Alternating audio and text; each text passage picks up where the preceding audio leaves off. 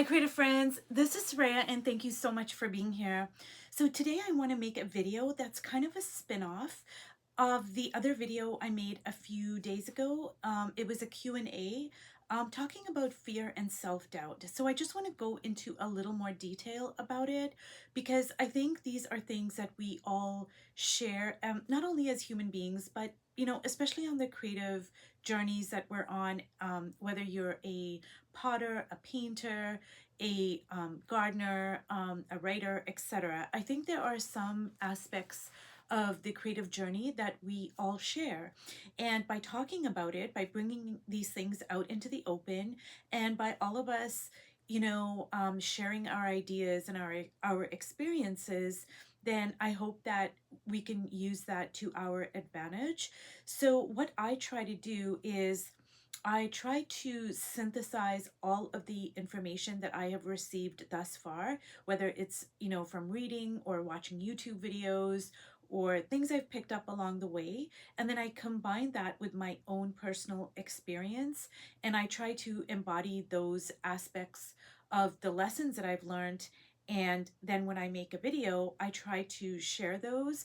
But of course, always keeping in mind that these are just my experiences. And you might take a few things or take all of it or take none of it. It just depends on where you are in your creative journey and your own personality, your experiences, etc. So the very first thing I'm going to do is I'm going to read an excerpt from this book over here. It's The Artist's Way by Julia Cameron, and it's a classic. And I'm sure that many of you who are watching this video would have heard of it, certainly, but probably also worked through it. It's a classic, and a lot of creative people have worked through the program not only once, but maybe two or three times. There's so much in here that is so valuable, so fantastic, and you can keep on recycling the lessons. So she's talking about fear. One of the most important tasks in artistic recovery is learning to call things and ourselves by the right names. Most of us have spent years using the wrong names for our behaviors. We have wanted to create and we have been unable to create, and we have called that inability laziness. This is not merely inaccurate, it is cruel. Accuracy and compassion serve us far better. Blocked artists are not lazy, they are blocked. Being blocked and being lazy are two different things. The blocked artist typically expends a great deal of energy, just not visibly. The blocked artist spends energy on self-hatred, on regret, on grief, and on jealousy. The blocked artist spends energy on self-doubt. The blocked artist does not know how to begin with baby steps. Instead, the blocked artist thinks in terms of great, big, scary, impossible tasks.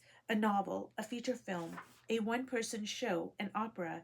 When these large tasks are not accomplished or even begun, the blocked artist calls that laziness. Do not call the inability to start laziness. Call it fear. Fear is the true name for what ails the blocked artist. It may be fear of failure or fear of success. Most frequently, it is fear of abandonment. This fear has roots in childhood reality. And then she goes on to talk about, examining your childhood and your belief systems, etc. And I think this is really a valuable lesson because, like I was mentioning in my past video that I did the Q&A on, it's really important to confront what we're dealing with and to really get to the root of why we are feeling that way, thinking that way, where we pick these beliefs up from. And I think that mirrors what she's saying. And it makes sense because, if you really want to get to the root of the problem, you have to look at the origin of it. You can't just look at you can't just look at the results. You have to look at why you are feeling that way. And some of these things are just part of the human experience. So it's not like there's anything wrong with any of these feelings. It's simply a matter of examining where these not only feelings but beliefs are coming from. So What I tend to do is I look at people that I resonate with. I resonate with their work or their creative journeys. So for me, the people that come to mind are people like Julia Cameron, Elizabeth Gilbert, obviously Dr. Clarissa Pinkola Estes, and I also have other personal heroes or people I look up to. I love their creativity, their creative works, and for me, that's somebody like Toni Morrison. She's the Pulitzer Prize winning author. She won the Nobel Prize in Literature. I look at Mary Oliver, the person who left the comment that I was answering in my last video. She mentioned Mary Oliver, and Mary Oliver is one of my favorite poets. So, say for with Mary Oliver, for instance, she talked about how she needs to be reclusive.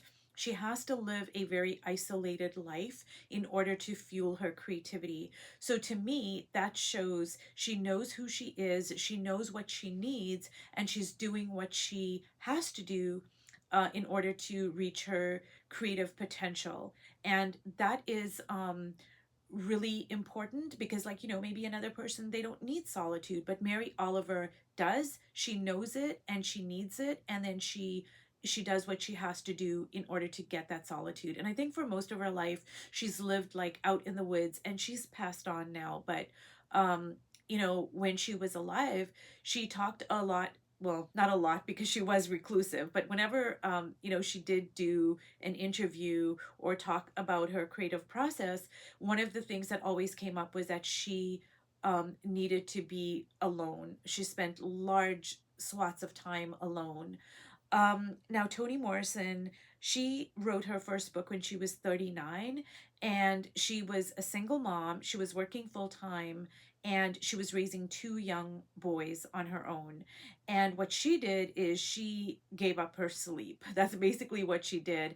She said she would get up at 4 o'clock in the morning, she would write, she would stay up till, 1 or 2 in the morning, just get a couple of hours of sleep. And that's how she got her first book written.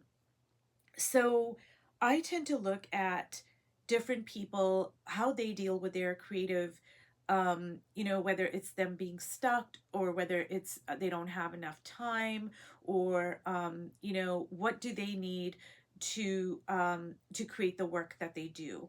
Now, Elizabeth Gilbert, I totally recommend you guys watching her TED Talk. She did this about, I want to say about 15 years ago, and she talked in that TED Talk. She mentioned how she was being put into the box of fear no matter what she did. So when she was a starving artist, she was a waitress, and she was, writing, on her off time. Then she would have people putting her in the fear box by saying, well, what if you're always going to be a starving artist, and shouldn't you get a real job, and what if you never make it, and blah blah blah. And then when she became famous and successful, and she was on Oprah, and she sold millions and millions of books with Eat Pray Love, then people were saying, well, aren't you scared that your best days are behind you and you're all washed up now, and you're never going to write another book that's going to even come close to Eat, Pray, Love, and what are you going to do with the rest of your life, and blah blah blah. So she said, no matter what she did, people were projecting their fears and insecurities onto her, and she was not going to put that upon herself. Another thing she talked about is how we can put those restrictions on ourselves, and we can say things like, well, I'm too young to do this, or I'm too old to do this, or I'm too educated to write this kind of a book, or I'm too uneducated to write this kind of a book. And we can do that to ourselves as well. And so it's important to recognize the different disguises that fear can take on, because fear can put on the disguise of, say, self-doubt, which is what I talked about in my last video. Fear is kind of really sneaky that way, and you just have to be really diligent about saying, where is this really coming from? And so to not confuse, say, procrastination for just, well, I'm just simply putting it off because I'm just too busy. Maybe sometimes procrastination can stem from fear. So it's important to get to the root of why we're doing what we're doing and then to tackle it head on. Now, like I said, a lot of these things are, they're shared, you know. Another thing that Elizabeth Gilbert talked about that's really interesting and important is she said that, okay, so she wrote a book, I think it was two books after Eat, Pray, Love, and it's called The Signature of Things. And she had a deadline with her editor, and she was spiraling, and she had the book done, but she said that, you know, she just felt deep in her bones that she needed to add it like a chapter or two chapters more to the book. It was unfinished, and oh my god, like, how am I going to turn this into the editor? It's just, it's crap, it's not done, and blah blah blah. Well, the editor said no, like, you know, you have to meet your deadline. And Elizabeth Gilbert, like, she talked herself off the ledge, so to speak, and she turned her book in, and it got published, and it was very well received. I didn't read it personally, but I think it was a, you know, it won some awards. I don't remember, but, and one of the things Elizabeth Gilbert talked about in an interview is she said what she learned from that experience is if you put your 100% into it, you put your authenticity, you put your heart, your soul, you really give the best of what you have, you put it into your work, you send it out into the world, and your tribe is going to find you. Like, nobody is going to pick up that book and read it and go, you know what, I think there should be two more chapters written in this book. Like, nobody is going to do that. Your tribe, the people who resonate with you and your work, they're going to be so grateful that you wrote that book, that you made that pot, that you painted that painting. They're just going to be so happy because they are thirsting for what you have made. You have put your whole heart and soul and authenticity into it. So the people that are going to, that are thirsting for that, they are going to find you and they're going to be grateful. And it reminded me that, you know, when I was standing in front of the Mona Lisa, so I did not know this prior to me standing in front of the painting, that Da Vinci had only completed the Mona Lisa 60%. That blew me away. And I was like, no freaking way, because it is perfect the way it is. It has exactly the right amount of magic and mystery and just that, like, tantalizing, just that quality that you can't even put into words. It's absolutely perfect. Like, nobody is standing in front of the Mona Lisa going, you know, Leonardo, I think that, you know, you needed to paint this a little bit more, you know, 30 to 40% to be exact. Like, nobody in their right mind is, nobody is doing that. Like, you're just standing in front of the Mona Lisa and you're just like in awe because it is absolutely perfect the way it is. And so it is when you put your all into your work. The people who are meant to find you, the people who are going to gravitate towards what your heart and your soul and your mind is putting forth, they are going to be so appreciative of your work and they will find you. So I want to read another quote here, and this one is by Dr. Clarissa Pinkola Estes, and it's a quote that basically summarizes the antidote to, you know, fear, procrastination, all of these things that are part and parcel of the creative journey. So this is what she says, and I wrote it down in my book, The Artist's Way, because I write in my books. Well, certainly a book like The Artist's Way, I write all sorts of stuff in there. Begin. This is how to clear the polluted river. If you're scared to fail, I say begin already. Fail if you must. Pick yourself up. Start again. If you fail again, you fail. So what? Begin again. It's not the failure that holds us back, but the reluctance to begin all over again that causes us to stagnate. And that quote is from Women Who Run with the Wolves.